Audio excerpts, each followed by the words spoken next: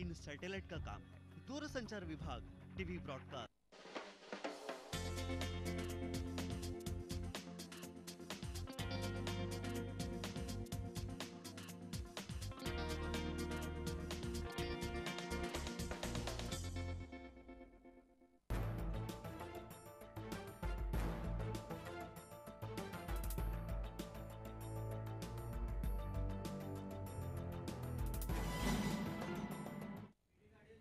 नमस्कार, बहुत बहुत स्वागत है आप सभी का। आप देख रहे हैं लेमन न्यूज। मैं आपके साथ नितिन माधव इस खास प्रोग्राम के साथ। मोदी बनाम भागवत। जी हां, कल्पना कीजिए दिल्ली का जवाहरलाल नेहरू स्टेडियम, भारी संख्या में मौजूद कार्यकर्ता और मंच पर स्थानापन्न बीजेपी के दिग्गज नेतागण। ये दृश्य था शनिवार का, जहां पीएम नरेंद्र मोदी ने बीजेपी के जीत का पूरा श्रेय अपने नाम, अमित शाह के नाम और राजनाथ सिंह के नाम कर दिया। अब इस भव्य समारोह के बाद आरएसएस प्रमुख मोहन भागवत ने जीत का पूरा श्रेय जो है वो जनता को दिया, न कि किसी एक व्यक्ति को।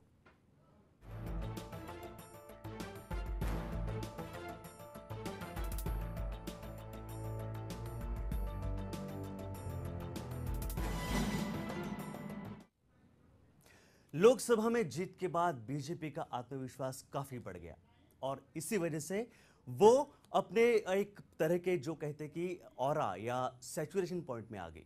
उन्होंने सारा श्रेय है वो पार्टी को, अमित शाह को और राजनाथ सिंह को दिया और ये भूल गए कि उनका कुछ नाता, कुछ कनेक्शन आरएसएस से भी है, आरएसएस राष्ट्रीय सेवक संघ से भी है। और वो भूल गए कि राष्ट्रीय सेवक संघ की कुछ संस्कृति है, कुछ चाल चलन है और कुछ इतिहास है। और इसी के ऊपर एक पेश है खास रिपोर्ट। शनिवार को दिल्ली के जवाहरलाल नेहरू स्टेडियम में बीजेपी ने भव्य आयोजन किया था। इस आयोजन के दौरान पीएम नरेंद्र मोदी ने पार्टी की जीत के लिए राजनाथ सिंह को टीम का कप्तान बताया और अमित शाह को मैन ऑफ द मैच बताया। अब इसी बात पर आरएसएस प्रमुख मोहन भागवत भड़क उठे और उन्होंने जीत का सारा श्रेय सिर्फ जनता को देने की बात कही, न कि किसी एक व्यक्ति को। आरएसएस प्रमुख मोहन भागवत ने अहम बयान देते हुए कहा कि एनडीए की सरकार बनाने का श्रेय किसी पार्टी या किसी एक शख्स को नहीं देना चाहिए, बल्कि आम जनता को देना चाहिए, क्योंकि जनता बदलाव चाहती थी। भागवत ने कहा कि लोगों को वो सरकार मिली है जो उन्हें मिलनी चाहिए। उन्होंने कहा कुछ लोगों ने जीत का श्रेय पार्टी को दिया, जबकि कुछ दूसरे लोगों ने किसी एक व्यक्ति को जीत का श्रेय दिया है। भागवत ने आगे कहा कि वाकई में ये बदलाव तब हुआ जब देश की जनता ने इसका फैसला किया। इसी सभा में मोदी ने बीजेपी अध्यक्ष को मैन ऑफ द मैच बताया था। भागवत के बयान के बाद कांग्रेस ने बीजेपी पर निशाना साधा है। पूर्व सूचना मंत्री मनीष तिवारी ने कहा कि बीजेपी और संघ के बीच तालमेल नहीं है, तभी प्रधानमंत्री एक व्यक्ति को श्रेय दे रहे हैं और संघ देश की जनता को।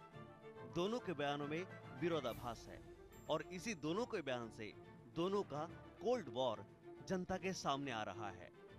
Bureau report, lemon news, Mumbai.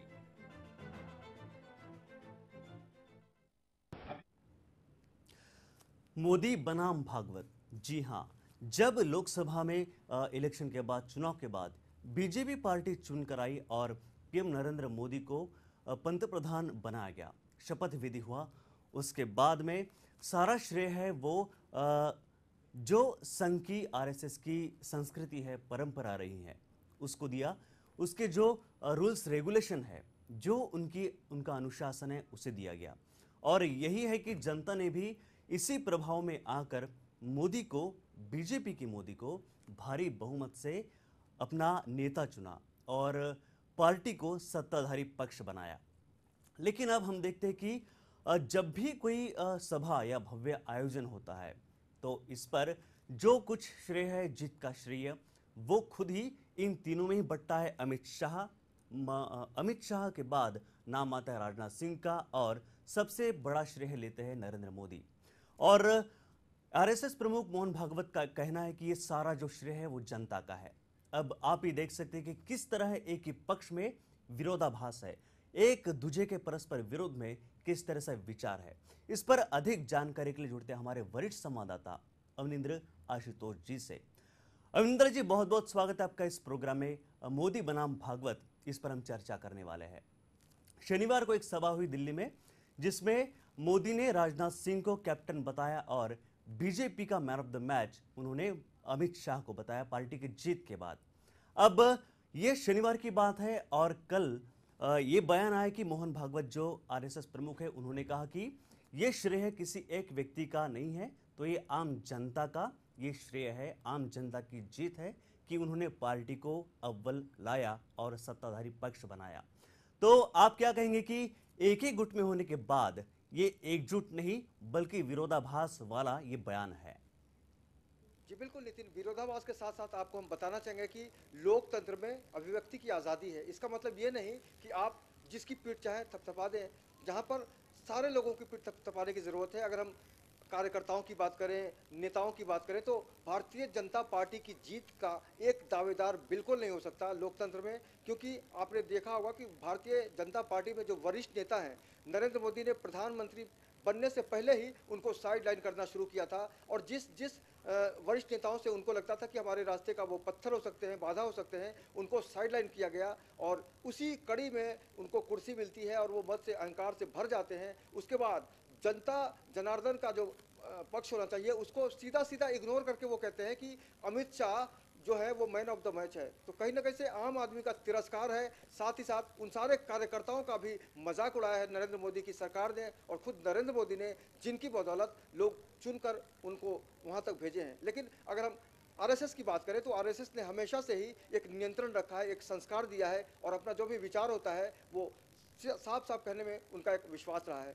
और यही कारण है कि मोहन भागवत ने साफ कहा है कि अमित शाह की अगर बात जब भी होती है तो समझा जा सकता है कि कहीं ना कहीं से मोदी को ये भ्रम हो गया है कि सब कुछ उनकी वजह से हो गया है। जबकि सच ये है नितिन कि आज अगर हम मोहन भागवत की भावनाओं को समझो तो उन्होंने, उनका साफ कहना है कि जो भी जनता है, जिस जिस आदमी ने वोट दिया है, उस सबको धन्यवाद देना चाहिए और सबकी मेहनत की वजह से ही मोदी सरकार को मौका मिला है। तो कहीं ना कहीं से नरेंद्र मोदी का जो अहंकार है, उसी रास्ते पर एक पत्थर के तौर पर पेश किए जा रहे हैं अमित शाह, जो कि निश्चित रूप से और भी आने वाले दिनों में बहुत ज्यादा विरोध हो सकता है। जी इसमें जब शनिवार को सभा हुई, इसमें और एक भी बयान जो शायद झगड़ा या आपस के विरोधाभास पैदा कर सकता है कि जिस तरह से बीजेपी को लोकसभा में बहुमत मिला, वैसा ही बहुमत महाराष्ट्र में भी विधानसभा के चुनाव में मिलेगा, ऐसा विश्वास उन्होंने दिया है। तो आप क्या कहेंगे, ये उनका विश्वास है या अति आत्मविश्वास है? नितिन, समझा जा सकता है जिस तरह की गतिविधियां देखने को मिल रही हैं, अलग अलग लोगों को जो एक प्रमोशन दिया जाता है, उससे समझा जा सकता है कि नरेंद्र मोदी की भावना कैसी है। वो अब चुन कर अपने लोगों को प्रमोट कर रहे हैं ताकि आने वाले दिनों में नरेंद्र मोदी की जो टीम है उसमें कोई भी विरोध ना हो, ना करने की कोई हिम्मत कर पाए। यही कारण है कि जो भी प्रमुख कारण है, चाहे वो राज्यपाल को हटाने का मामला हो या फिर अमित शाह को भारतीय जनता पार्टी का अध्यक्ष पद देने का मामला हो, तो निश्चित रूप से उनकी भावना को समझा जा सकता है। और एक जो तानाशाही वाला जो रवैया होता है, तानाशाह का जो रवैया होता है, तानाशाह का जो चेहरा होता है, वो नरेंद्र मोदी में देश की जनता देख रही है और अच्छे दिन आने वाले हैं। ये हमने सुना था, लोगों ने विश्वास किया था, नरेंद्र मोदी पर भरोसा किया और उनको कुर्सी में बिठाया। लेकिन आज जिस तरह से प्रधानमंत्री बनने के बाद जो विरोधाभास उभर कर आया है, अति विश्वास इसको आप कह सकते हैं। साथ ही साथ आपको यह भी मानना पड़ेगा कि उनको एक भ्रम सा हो गया है कि इस कुर्सी पर बैठकर मैं जो चाहूँगा वो कर सकता हूँ, जो देखना चाहूँ देख सकता हूँ। लेकिन लोकतंत्र में असली मालिक सिर्फ और सिर्फ जनता होती है नितिन, इसको नहीं भूलना चाहिए। बिल्कुल, आपने सही कहा कि असली मालिक जनता होती है, ना कि कोई एक व्यक्ति या ना ही कोई नेता। मैं आपसे और एक सवाल पूछना चाहूंगा कि पिछले इलेक्शन के वक्त, मतलब लोकसभा के इलेक्शन के बाद जब प्रचार चल रहा था, मोदी जी ने नए तरीके प्रचार के निकाले थे। उस वक्त भी मोदी की सरकार ऐसा एक नारा था, लेकिन उस पर भी उनके गुट के लोगों ने आपत्ति जताई और कहा कि ये मोदी की सरकार नहीं बल्कि बीजेपी की सरकार है। तो इन सभी को अगर हम बारीकी से देखें, इन सभी वक्तव्यों को, बयानों को, तो एक अंतर्गत कलह हमें सामने दिखाई देता है और अंतर्गत उनका जो वाद विवाद है वो भी सामने आता है। तो क्या सही में ये अंतर्गत कलह है और ये दबाने की कोशिश कर रहे ताकि अच्छा चित्र सामने आए लोगों में और जनता फिर से बहुमत में इनको चुन कर दे? सबसे पहले नरेंद्र मोदी को सच बोलने की जरूरत है। नितिन, ये नहीं भूलना चाहिए कि सच कड़वा होता है, लेकिन सच के रास्ते पर अगर आप बढ़ते हैं तो सारी जो आशंकाएं हैं, सारी जो समस्याएं हैं, उससे आपको लड़ना पड़ेगा। लेकिन दुर्भाग्यवश ये कहना पड़ा है कि नरेंद्र मोदी को लग रहा है कि उनकी जो सत्ता है उसके जरिए लगातार बाकी जो प्रदेश हैं, आने वाले दिनों में 3 प्रदेश में चुनाव होने वाले हैं विधानसभा के, और एक भ्रम जो होता है कि हम सब कुछ पा लेंगे, उसी हसरत से वो देख रहे हैं कि अगर हम झारखंड की बात करें, बाकी राज्यों की बात करें, तो निश्चित रूप से मोदी सरकार के सामने चुनौती है। और अभी जो सत्ता का जो एक मद है, उसको देखते हुए आरएसएस ने ये कदम बढ़ाया है कि अभी भी वक्त है, सरकार को ये संभल जाना चाहिए, सुधर जाना चाहिए। और इस तरह की जो बयानबाजी आती है कि कौन मैन ऑफ द मैच है, किसके नेतृत्व में लड़ा गया, लेकिन सबसे अहम है कि देश की जनता सब समझती है, और अच्छे दिन अगर किसी के आए हैं तो साफ साफ कहा जा सकता है कि नेताओं के आए हैं जो मोदी सरकार में शामिल हैं, क्योंकि लगातार आम आदमी की भावनाओं को उन्होंने मुद्दा बनाया था, और आज उस मुद्दे से आहत है। जनता को लग रहा है कि उसके साथ अभी भी अन्याय हो रहा है, और निश्चित रूप से उसका जो गुस्सा है, उसकी जो नाराजगी है, आने वाले चुनाव में हो सकता है कि भारी पड़ जाए। इसलिए बहुत ही सोच कर, समझ कर और जनता की भावनाओं को समझते हुए, उसको दिल को टटोलते हुए आगे बढ़ना होगा। और यही कारण है कि आरएसएस ने जो अपना संस्कार दिया है, अपना जो विचार दिया है, उससे कहीं ना कहीं से सबक लेना होगा नरेंद्र मोदी सरकार को। अगर सरकार सबक नहीं लेती है तो निश्चित रूप से कहा जा सकता है नितिन कि विधानसभा चुनाव में मोदी सरकार को कुर्सी नहीं भी मिल सकती है। अगर मिलेगी भी तो नाराजगी का असर इतना ज्यादा होगा कि उतनी संख्या नहीं होगी जिसकी कल्पना अभी से कर रही है मोदी सरकार। जी बिल्कुल। आशुतोष जी, मैं आपको एक बात याद दिलाना चाहूंगा कि जब शपथ विधि हो रहा था प्रधानमंत्री नरेंद्र मोदी का लोकसभा चुनाव के बाद, तो उस वक्त सभी मीडिया ने उनके बचपन से लेकर अब तक का जो सफर है वो दृश्य के माध्यम से या रिपोर्ट के माध्यम से पेश किया था। तो उसमें हमने देखा है कि मोदी जी भी आरएसएस की एक कार्यकर्ता की तरह खाकी कलर की पैंट पहन के और हाथ में डंडा ले, जो आरएसएस की परंपरा है, उनका जो पहराव है, जो उनका ड्रेस कोड है, उसमें नजर आए थे प्रार्थना के वक्त या कवायद के वक्त। तो मोदी भी उस संस्कार में पले बढ़े हैं, आरएसएस के संस्कारों में। तो क्या अब सत्ता में आने के बाद वो सारा श्रेय खुद को और जो पार्टी के बड़े बड़े नेता है उनको दे रहे हैं? तो यह कहना सही या गलत होगा कि मोदी अब सत्ता में आने के बाद, सत्ता पाने के बाद वो आरएसएस के संस्कार कहीं भूलते जा रहे हैं धीरे धीरे? बिल्कुल। पहले आप एक छोटे से कार्यकर्ता थे, फिर आप एक नेता बनते हैं, और फिर आपको गुजरात का मुख्यमंत्री बनाया जाता है। आप पर आरोपों की बौछार होती है, उसके बावजूद देश की जनता बदलाव की बात सोचती है और आपको कमल खिलाकर दिया जाता है, ताकि आप देश की सारी समस्याओं पर निजात पा सके और आम आदमी को एहसास दिला सके कि आपके अच्छे दिन आ गए हैं। लेकिन निश्चित रूप से ये कहा जा सकता है कि प्रधानमंत्री का जो पद है, इसकी जो कुर्सी है, उस पर बैठते ही मोदी की जो सोच है, मोदी की जो भावनाएं हैं, उस पर काफ़ी परिवर्तन देखने को मिल रहा है। यही कारण है कि जिस घर से आप निकलते हैं, जिस संस्कार को लेकर आप आगे बढ़ने की बात करते हैं, उसको आप कहीं ना कहीं से दरकिनार कर रहे हैं। ऐसे में संदेश साफ साफ जाता है नितिन कि आपने अपने घर को भुला दिया है, और अपने पड़ोसियों का, अगर हम सार्क देशों की बात करें तो आपको लगेगा कि वाकई हम क्या कह रहे हैं, लेकिन बहुत जो अपने देश के वरिष्ठ नेता हैं बाकी पार्टियों के, उन्होंने मजाक उड़ाया था कि सार्क देशों से ज़्यादा ज़रूरी है हमारे अंतर कलह को साफ करना। लेकिन निश्चित रूप से हम समझ सकते हैं, कह सकते हैं कि नरेंद्र मोदी की सरकार जो है वो लगातार सत्ता के मद में आगे बढ़ती जा रही है। इसलिए उसने अपने अतीत को छोड़ दिया है और वर्तमान की तरफ देख रही है, भविष्य को पुकार रही है। तो आम आदमी मूर्ख नहीं है इस देश का। आम आदमी चाहे तो पल भर में सत्ता बदल सकता है, लेकिन 5 साल तक नरेंद्र मोदी वही करेंगे जो वो चाहेंगे, क्योंकि सरकार बहुमत में है और जनता को इंतजार करना पड़ेगा। विरोध होगा, अलग अलग तरह की बातें होंगी नितिन, लेकिन होगा वही जो मोदी चाहेंगे, क्योंकि वो इस देश के पंत प्रधान हैं, प्रधानमंत्री हैं। और निश्चित रूप से आम आदमी का जो सोच होती है, जो भावना जुड़ी होती है प्रधानमंत्री से, उसको भी कहीं ना कहीं से नजरअंदाज करने की कोशिश कर रहे हैं नरेंद्र मोदी जी। आशुतोष जी, यहाँ हम देख रहे हैं कि जनता को पूरी तरह से साइडलाइन किया जा रहा है, जनता को पूरी तरह से नजरअंदाज किया जा रहा है, क्योंकि जनता ने ही उनको चुन कर दिया है।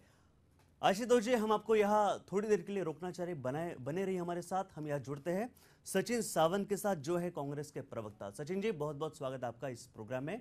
हम बात कर रहे हैं मोदी बनाम भागवत की। भागवत ने बयान दिया कि जो बीजेपी की जीत हुई उसमें सिर्फ मोदी या किसी एक शख्स का कंट्रीब्यूशन नहीं है, श्रेय नहीं है, तो पूरी जनता का पार्टी के जीत में श्रेय है। क्या कहेंगे, सबसे पहला रिएक्शन क्या होगा इस पे आपका? देखिए, लोकतंत्र में और भारत की एक लोकतांत्रिक परंपरा रही है, विश्व में सबसे बड़ा लोकतांत्रिक देश है और जनसंख्या भी जिसमें शरीक होती है उसकी संख्या बहुत कई देशों से अधिक है। तो ऐसे देश में किसी एक व्यक्ति को लोकतंत्र का आधार मानना, ये मैं समझता हूँ कि वो पूरी तरह से गलत है और एक ऑटोक्रेटिक विचारधारा का या हुकुमशाही की विचारधारा का ये प्रतीक लग रहा है।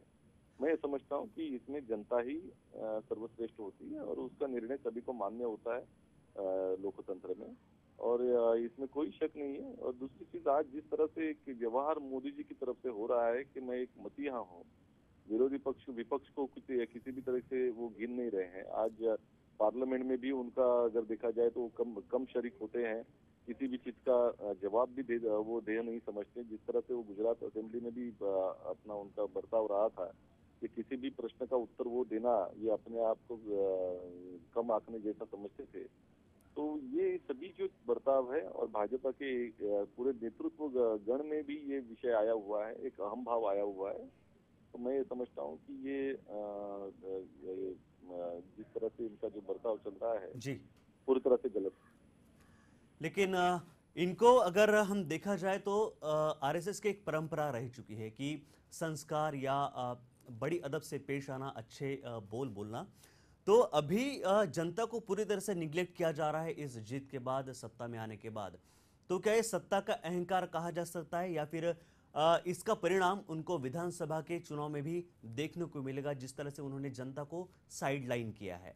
ये पहले तो एक बहुत बड़े मैं समझता हूँ गलत भावना के साथ में उन्होंने प्रचार किया, तो लोगों को गुमराह करने की बात की थी।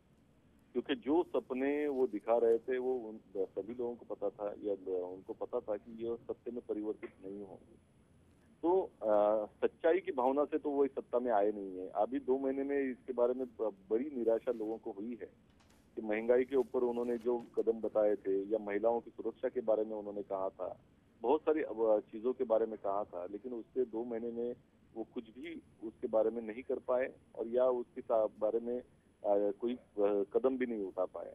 तो एक निराशा निश्चित तौर पे जनता के मन में परिवर्तित हुई है।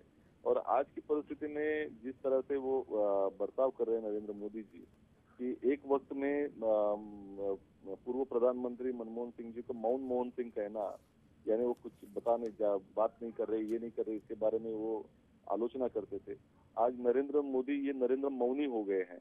पार्लियामेंट में जवाब नहीं देते किसी भी प्रश्न का। महंगाई के ऊपर अगर प्रश्न पूछा जाए तो उसको भी जवाब नहीं देते। कहाँ है अच्छे दिन जिसके बारे में वो कह रहे थे, तो उसके बारे में भी नहीं कहते। महिलाओं की सुरक्षा का प्रश्न आया, रेप के बारे में आया, या कम्युनल वायलेंस के बारे में आया, देश में जो प्रश्न है इससे सरकार क्या कर रही है ये भी बताना नहीं चाहते। तो मैं ये समझता हूँ कि निश्चित तौर पे अभी जनता ने उनको जो मैंडेट दिया है, इसके बाद वो जनता को भूलना ही उनका कर्तव्य समझते हैं, और उसी तरह से वो अपना कारभार चला रहे हैं। सचिन जी, यहाँ एक सवाल उठता है कि जैसे आरएसएस प्रमुख जो है मोहन भागवत, इनका एक बयान हम यहाँ रखते हैं, और दूसरी तरफ मोदी, अमित शाह और राजनाथ सिंह का बयान दूसरी तरफ रखते हैं। तो ये दोनों जो बयान है वो विरोधाभास वाले, अपने पे आपस में विरोध पैदा करने वाले बयान है। तो अंतर्गत कलह आपको कहीं इसमें नजर आ रहा है? देखिए, मोदी ये व्यक्तिमत्व है जो अहंकार और एकाधिकारशाही का प्रतीक है, और उस तरह से बर्ताव उन्होंने गुजरात मुख्यमंत्री होने के बाद भी कभी भी किया था। वहां के मंत्रिमंडल को भी वो पूछते नहीं थे, वो अपने ही ये है भावना है वो हाँकते थे। आज की परिस्थिति भी वही है। वहां भी गुजरात में अगर देखा जाए तो आरएसएस मोदी के खिलाफ ही थी, लेकिन अभी देश में भी अभी पूरी तरह से भारतीय जनता पार्टी भी उन्होंने हाईजैक कर लिया। मोदी ने उनकी भाषा के साथ में ही भारतीय जनता पार्टी चल रही है। जी। अमित शाह जैसे महान व्यक्तिमत्व को, जिसको राज्य से ये किया था, कोर्ट ने ही निकाल दिया था, जिनके ऊपर ऐसे गुने हैं, उसके ऊपर जो आरोप है वो इतने गंभीर हैं, ऐसे होने के बावजूद उनको दूसरा कोई कैंडिडेट नहीं मिला और उनको अध्यक्ष बना दिया गया। जी जी तो मोदी ने अपना जो पूरा राइट हैंड है उसको अध्यक्ष बना लिया, यानी पार्टी का अपने कब्जे में कर ली। अब वो आरएसएस को भी पूरी तरह से कंट्रोल में रखना चाह रहे हैं, और मैं समझता हूँ मोहन भागवत जी का जो बयान है बिल्कुल बिल्कुल। ये इसी का ये दिखता है, प्रत्यंतर दिखता है। मुझे याद है कि जब अटल बिहारी वाजपेयी सत्ता में थे तो उनकी सरकार थी, तो उस वक्त कुछ भी निर्णय होना अगर इम्प्लीमेंट करना है, लेना है, तो चर्चा जो है वो सरसंघ जो आरएसएस प्रमुख है उनसे की जाती थी। लेकिन अब ये बदलाव देखा जा रहा है कि आरएसएस पहले बीजेपी को कंट्रोल में रखता था, अब उल्टा हो रहा है। क्या इस मत से आप सहमत हैं मेरे?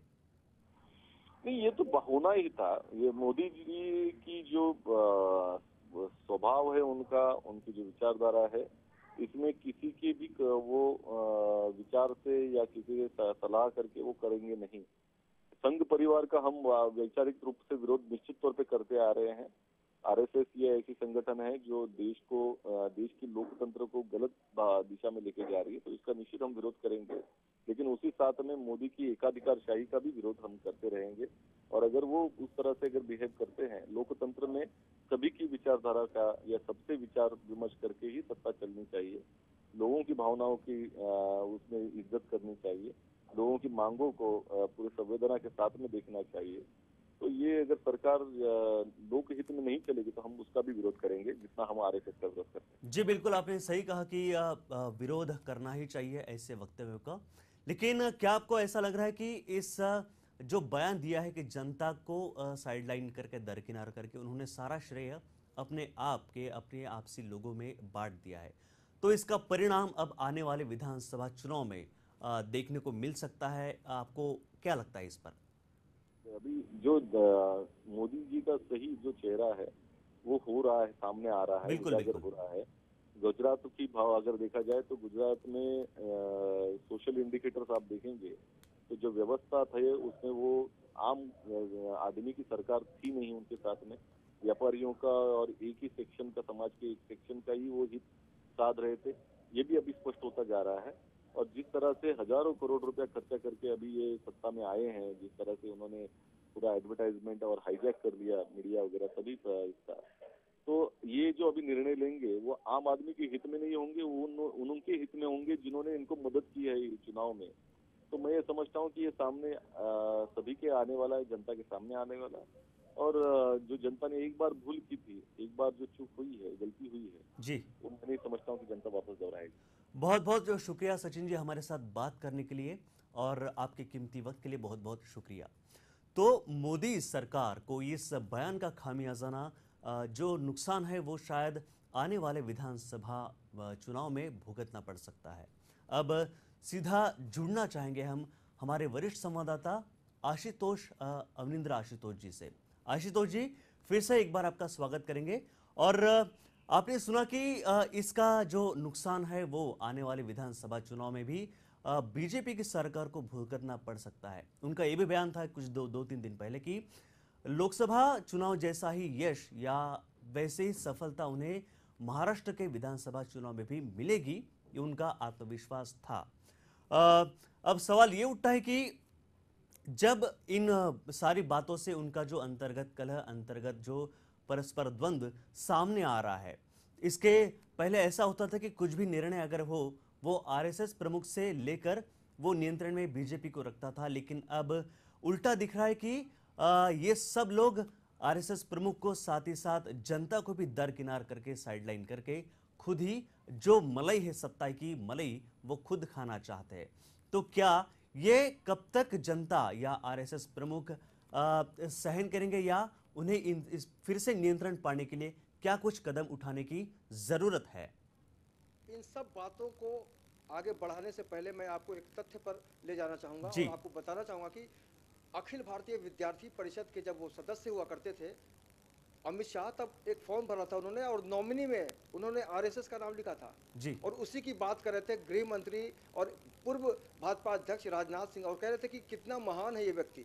लेकिन आज उसी महान व्यक्ति ने नरेंद्र मोदी के साथ साथ मिलकर आरएसएस को भी अलग थलग छोड़ने का काम किया है। जी बिल्कुल। और यही कारण है कि आहत होकर आरएसएस को ये कहना पड़ा है कि एक आदमी से जीत नहीं हासिल हो सकती। जिस तरह से बूंद बूंद से सागर बनता है, बूंद बूंद से घड़ा भरता है, उसी तरह एक एक मत को मिलाकर मताधिकार बनता है और बहुमत होता है। निश्चित रूप से आम आदमी आज समझ रहा है, और कांग्रेस तो पहले से ही खार खाई हुई है, उसको भी कहीं ना कहीं से एक अच्छा मुद्दा मिल गया है आने वाले चुनाव को लेकर, और इसका खामियाजा कहीं ना कहीं से जरूर भुगतना पड़ सकता है। इसकी आशंका बिल्कुल महसूस हो रही है। और अगर नरेंद्र मोदी अच्छे दिन लाने का वादा करते हैं, लेकिन अगर लगातार विरोधियों को मौका देते जाते हैं, तो समझा जा सकता है कि उनकी जो कुर्सी है आने वाले दिनों में, जिस तरह से उन्होंने मजबूती के साथ आगे बढ़ाने की बात कही थी, उसमें कहीं ना कहीं से कील ठोकने का काम कर दिया है उनके ही मुद्दों ने, उनकी ही सोच ने, उनकी विचारधारा ने। क्योंकि आम आदमी को भरोसे में लेना सबसे पहले ज़रूरी होता है, उसके बाद कार्यकर्ताओं का जो मनोबल होता है तभी बढ़ता है जब नेताओं की तरफ से प्रतिसाद मिलता है एक सार्थक बहस के साथ साथ। लेकिन यहाँ जो बहस हुई, उसमें जो बातें की गई, उससे साफ और साफ समझा जा सकता है कि जो मोदी के अंदर का जो तानाशाह है वो यही चाहता है कि आने वाले दिनों में उनकी अपनी टीम बने, चाहे वो अमित शाह हो या फिर अलग अलग लोग हों। उनके जो विरोधी हैं, किसी भी प्रदेश के जो राज्यपाल होते हैं, हम कह सकते हैं कि लोकतंत्र में ये अधिकार होता है, लेकिन बदले की भावना की जो कार्रवाई कह रही है कांग्रेस, उसमें भी हम कहीं ना कहीं से महसूस कर रहे हैं कि मोदी को ऐसा करते हुए पाया जा रहा है उनके विरोधियों द्वारा। लेकिन अगर अपने ही घर में आपका विरोध होता है तो आप कितने कमज़ोर हो जाते हैं, ये महसूस करने की ज़रूरत है और ये समझने की ज़रूरत है, जिससे लगातार बचने की कोशिश कर रहे हैं नरेंद्र मोदी। नितिन, बहुत बहुत शुक्रिया आशुतोष जी हमारे साथ जुड़ने के लिए और हमारे साथ विचार, आपका मत बांटने के लिए। तो मोदी सरकार सत्ता में आने के बाद वो ऐसा कहा जा रहा है और ऐसा दिख भी रहा है कि वो आरएसएस के संस्कार भूलती जा रही है। वो जीत की पार्टी का सारा श्रेय मोदी, राजनाथ सिंह और अमित शाह आपस में बांटना चाहते हैं, और जो इस जीत का हीरो है आम जनता, उसे बिल्कुल दरकिनार करके सारा श्रेय और सारी जीत की मलाई खुद ही खाना चाहते हैं। लेकिन इसका जो नुकसान है, इसका खामियाजा शायद उनको आने वाले विधानसभा में भुगतना पड़ सकता है। लेकिन आरएसएस का ये परंपरा रही है कि वो बीजेपी का कंट्रोल अपने हाथ में रखते हैं, और अब ये देखना होगा कि कब तक ये कंट्रोल वो संभल पाता है और क्या कुछ इसमें आगे होता है। वो आने वाले विधानसभा में जो चुनाव है उसमें देखा जाएगा कि सही में जनता उनको बहुमत से फिर से चुनकर लाती है या नहीं। फिलहाल इस स्पेशल प्रोग्राम में बस इतना ही। दीजिए पूरी टीम को इजाजत, और ताज़ा खबरों के लिए आप देखते रहिए लेमन न्यूज़। नमस्कार।